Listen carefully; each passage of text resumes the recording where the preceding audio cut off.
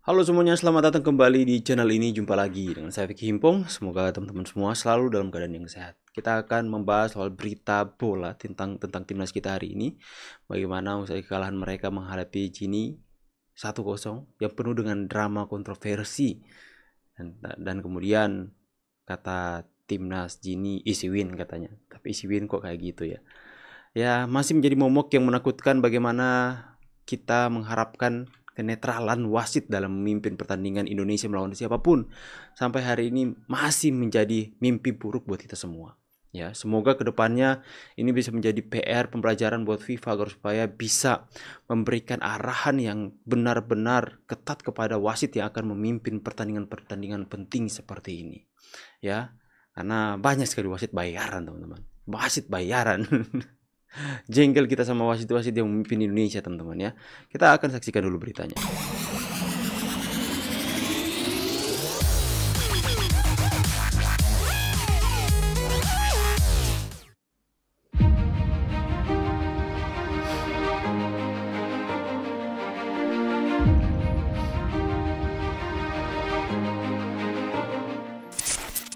Secara umum, kita mungkin legowo timnas Indonesia tak masuk ke ajang Olimpiade Paris tahun ini setelah tim kita kalah di laga kontra Guinea dengan skor 1-0 malam tadi.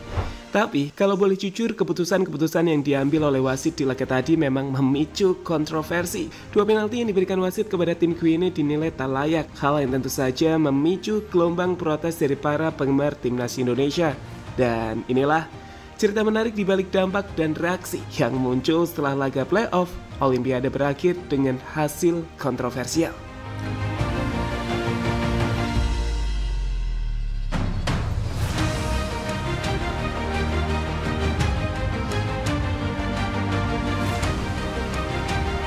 Wasit playoff dikuliti Indonesia.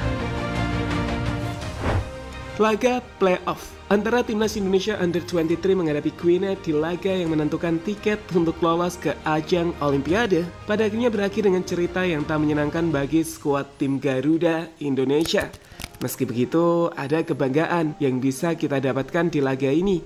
Timnas yang tak diunggulkan berhasil tampil luar biasa di lapangan. Mereka berhasil mengimbangi Guinea yang diperkuat oleh banyak pemain-pemain yang berkarir di Eropa. Bahkan kita juga bisa mengatakan kita sebenarnya tak layak kalah. Andai saja wasit tak melakukan kesalahan saat memberikan penalti kontroversial di laga tersebut. Seperti saat menghadiahkan penalti kepada tim Guinea meski dari tayangan ulang, foul atau kontak yang terjadi antara Witan dan pemain Guinea berada di luar kotak penalti.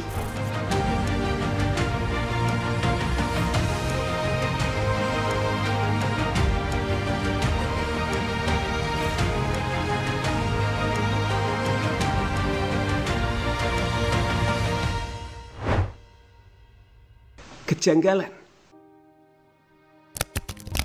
Kalau kita kalah dengan wajar, kami pikir para penggemar kita akan bisa menerima hasil ini dengan besar hati. Tapi masalahnya kita kalah setelah wasit membuat keputusan kontroversial. Itulah yang kemudian membuat media sosial meledak. Kata wasit jadi salah satu kata yang trending di media X, di mana banyak dari penggemar timnas menyatakan ketidakpuasannya terhadap keputusan dari pengadil pertandingan. Salah satunya bahkan merangkum kejanggalan pertandingan tersebut seperti tweet dari akun United About, di mana ia menuliskan 4 rangkuman kejanggalan laga playoff antara Indonesia versus Guinea. Di antaranya sebagai berikut. Dari awal pemilihan stadion sudah mencurigakan, tidak ada fasilitas VAR untuk pertandingan sepenting ini. Pelanggaran penalti pertama Guinea sebenarnya terjadi di luar kotak penalti, tapi wasit malah menunjuk titik putih. Penalti kedua Guinea terlihat jelas bahwa Dewangga sebenarnya mengambil bola, tapi wasit malah memberikan hadiah penalti lagi untuk Guinea. STY sempat emosi dan wasit memberikan kartu merah untuk dia. Pemain Guinea terlihat manja dan mudah jatuh serta sering mengulur-ulur waktu, tapi wasit kurang tegas sehingga kejadian itu terulang terus.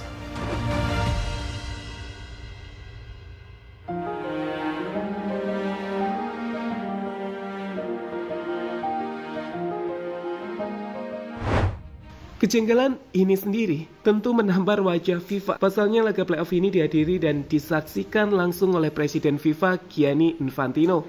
bersama dengan Erick Thohir yang berada di sebelahnya. Melalui akun Instagramnya, Infantino pun kemudian menuliskan pesan dengan memposting foto timnas Indonesia di Paris. Ia mengajak Indonesia untuk tetap bangga pada tim Garuda.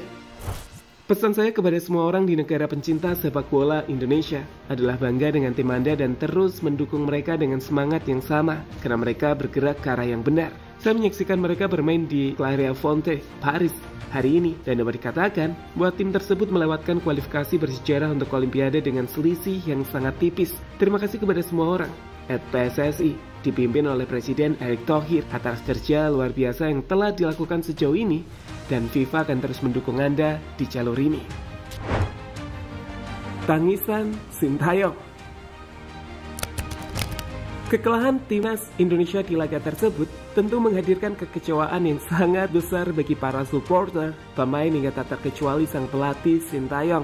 Dari video yang dipublikasikan oleh timnas Indonesia pasca pertandingan, terlihat suasana sunyi yang terjadi di dalam locker room pemain timnas. Di situ para pemain nampak menundukkan kepalanya. Mereka meneteskan air mata dan jelas para pemain menjadi sosok yang sangat terpukul dengan gagalnya Indonesia lolos ke Olimpiade. Sedih sekali.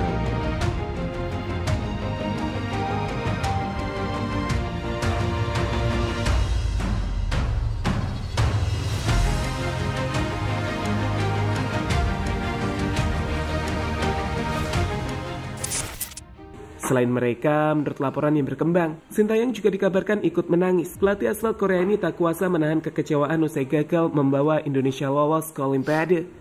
Seperti kita tahu, meski target yang dibebankan pada Sintayong hanya lolos ke 8 besar, tapi Sintayong telah membawa kita ke 4 besar Asia, di mana sejatinya ia masih memiliki satu mimpi untuk membawa kita ke Olimpiade, yang sayangnya belum berhasil kita wujudkan di laga malam tadi.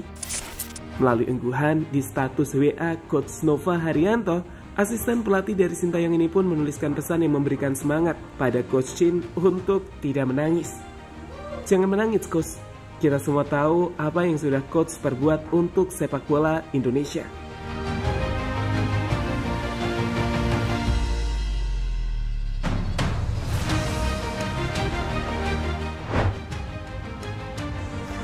Apresiasi. Melihat betapa besar perjuangan para pemain hingga pelatih serta staf dan tiap elemen yang mensupport timnas Indonesia ini, berbagai apresiasi positif muncul ke permukaan. Sekali lagi, timnas Indonesia kita ini telah menuliskan tinta sejarah. Tim debutan di ajang Piala Asia Under-23 yang menjadi tim tak difavoritkan berhasil lolos hingga 4 besar, bahkan memberikan persaingan yang sangat sengit di babak playoff. Itu semua bisa membuat kita bangga, dan itulah yang kemudian diapresiasi oleh berbagai pihak. Melalui akun Instagramnya, Erick Thohir pun menuliskan, "Terima kasih untuk perjuangan seluruh pemain, official, serta dukungan masyarakat dan pemerintah. Sebuah prestasi yang melebihi ekspektasi. Indonesia bisa mencapai semifinal Piala Asia lalu bertanding di playoff Olimpiade. Ini bukan akhir, tapi landasan untuk terbang lebih tinggi." Lebih tinggi, yes. Bangga. Branding aku. Tulis Asnawi di kolom komentar postingan Erick Thohir. Terima kasih atas perjuangannya, Garuda. Garuda Muda siap kembali dengan kekuatan maksimal. Waspadalah Asia. Bangga. Debut lolos semifinal Piala Asia, dipilih lagi Olimpiade Paris, Next Project Olimpiade 2028, dan Piala Dunia 2030. Realistis. Thank you. Kalian luar biasa bisa sejauh ini. Witan Sulaiman, kamu tidak apa-apa. Tombol bangga untuk Indonesia. Semoga rezekinya di Piala Dunia 2026. Amin. Terima kasih Garuda Muda sudah berjuang dengan berani. Tetap semangat. Jeda sinematik.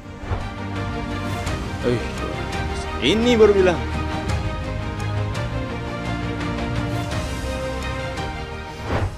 Jadi itulah cerita di balik kejanggalan yang dilakukan oleh wasit pertandingan. Oke teman-teman ya, mungkin rezeki timnas kita ini di Piala Dunia. Amin, amin ya. Kita harus optimis, berikan yang terbaik saja, dukung dengan cara yang positif, biarkan pemain-pemain kita ini menunjukkan kapasitasnya ini tanpa beban atau tekanan dari head speech dari netizen-netizen yang sebenarnya adabnya nggak tahu kemana ya. Tapi kita harus benar-benar mendukung dengan cara yang sportif. Kita lihat tadi bahwa banyak sekali para penggemar sepak bola yang mendukung dengan cara yang positif. Mereka mengatakan terima kasih Garuda Muda sudah berjuang. Terima kasih sudah sampai di titik ini. Banyak yang memberikan komentar positif dan itu menjadi booster kepada para pemain-pemain kita untuk bangkit lagi ya. Namanya pertandingan, ada kalah ada menang. Cuman banyak sekali kekalahan kita diwarnai dengan putusan-putusan wasit yang kontroversial yang sampai detik ini saya pikir itu menjadi momok yang mengerikan, menjadi mimpi buruk untuk kita semua, agar supaya ini bisa janganlah terus-terusan seperti ini. Ya, keputusan wasit yang selalu saja kontroversi dan menimbulkan banyak pertanyaan kepada kita semua, apakah akan seperti ini seterusnya? Ya, pertandingan sepenting itu kenapa tidak ada VAR? Ya, ada VAR tidak dimaksimalkan, ya. Tidak ada VAR dipergunakan, jadi seperti gimana? Jadi pusing teman-teman ya. Tulis pendapat kalian di kolom komentar. Saya pamit dulu, see you on the next video and God bless. Bye guys.